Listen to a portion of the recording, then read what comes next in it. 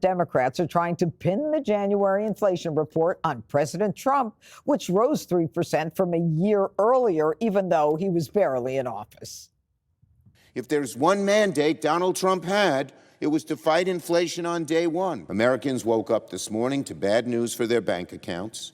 They woke up to a grim reality that Donald Trump is not going to keep his promise to lower costs. They woke up. Americans woke up to an era of Trumpflation. And unfortunately, this is only the beginning. And here's something you never believed. Joe Rogan and Joy Behar are in agreement.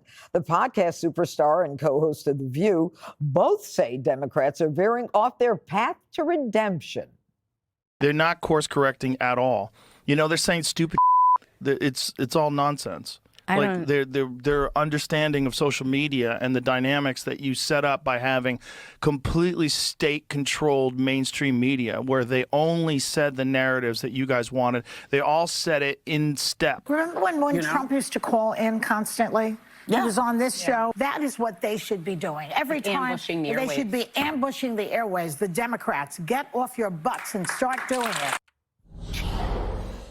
Okay, you know, the liberal left, Jesse, is really having a hard time dealing with Donald Trump and all the successes in the 22 days that he spent in office. And so they are saying right now that we've got to stop Trump, we've got to slow him down, we got to call in and make sure people don't hear him. When I met Emma's parents for the first time, I was at the beach and I was in a bathing suit, and so were they. And I think it's the best way to meet someone because it strips you down of all of your BS. They didn't see what car I was driving. They didn't see, what clothes I was wearing. This is the Democratic Party. They are naked. They have nothing. This is who they are. They don't have the media. They don't have special counsels. They don't have big tech to censor you. All of their traditional weapons are gone. What you see is what you get. And what you're seeing are people just singing and swearing. Yeah. They are unpersuasive. These are the kind of people that you see on a college campus, an activist who never matured. And they never had to mature because they had all these things in their corners that allowed them to cheat and mobilize and cancel you and censor you and bully you. And that is gone. So this is the stripped down version of a true modern day Democrat. And it's embarrassing.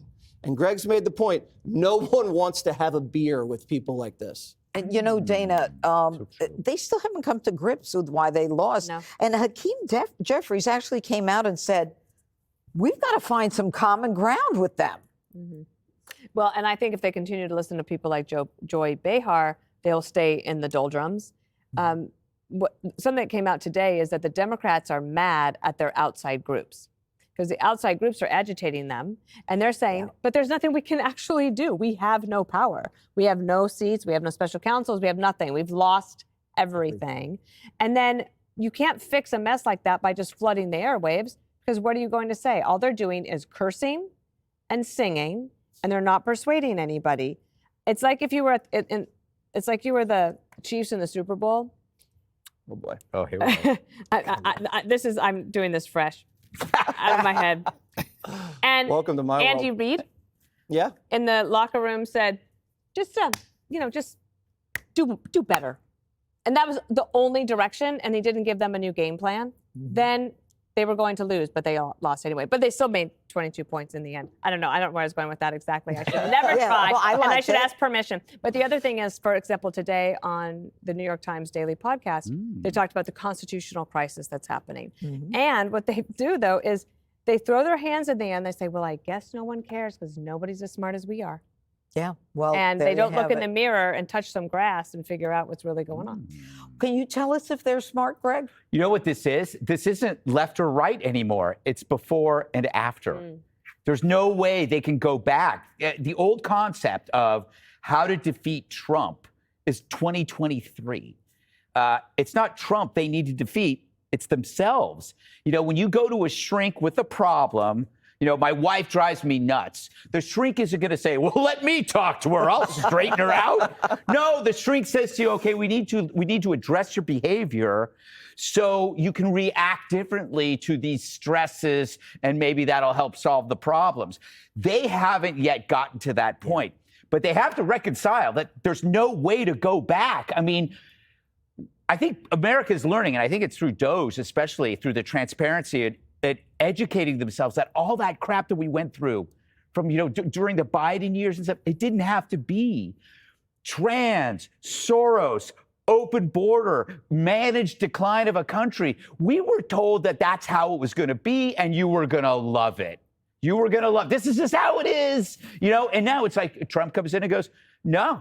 In fact, we can get rid of this. We can stop that. We can do this. Things are going to get better. You're going to feel better. Everything's going to be great. And people are going like, I ain't going back. There's no way you can go back after this. So the Dems, I think, are pining for a dead lover, you know? But just go to the cemetery, lay some flowers. Your best bet is to move on, see the world for what it is. And it's not what the media told you it was. Part of this responsibility is on the media who told them the world was totally different.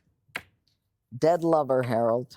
Yeah. I mean, that's a tough one. I'd say a couple things. First, what Dana, your analogy was spot on. And what I think you wanted to say after you said do better, that means just keep doing the same thing you're doing, but try to do it better.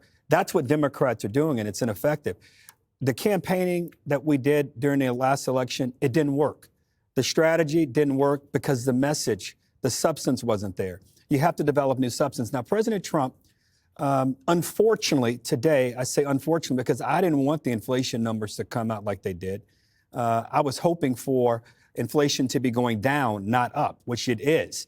President Trump immediately blamed President Biden. I don't understand that, but it's where it is. I didn't want that. So Democrats, a message is needed. Why not develop a tax plan that Democrats support that maybe has no tax on tips, has better tax treatment for middle-class America, better tax treatment for Main Street businesses in the country, as opposed to singing outside of the Capitol? Why not do this in a rural area, in an urban area across the country? On border security, it is interesting. As we sit here tonight, Republicans in the House and Republicans in the Senate are in disagreement over what Mr. Holman wants and the president wants for border security money. They want $175 or $180 billion. Lindsey Graham wants to give it to him, but Speaker Johnson can't get the votes in the House.